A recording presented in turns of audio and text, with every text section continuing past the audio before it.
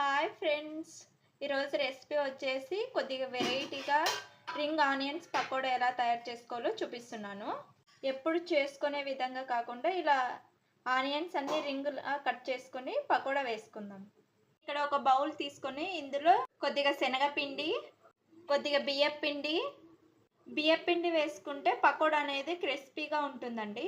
కొద్దిగా వాము, ఇప్పుడు ఇందులోనే రుచికి సరిపడా సాల్ట్, ఇప్పుడు ఇందులోనే చిటికెడు కారం పొడి, కొద్దిగా వంట సోడా ఒకసారి మిక్స్ చేసుకుందాం. వాటర్ని వేసుకున్నాం కదా, ఇప్పుడు అంతా కలుపుకొని అంత లూజ్గా కాకుండా అంత టైట్గా పిండినంతా ఇలా కలుపుకోవాలి.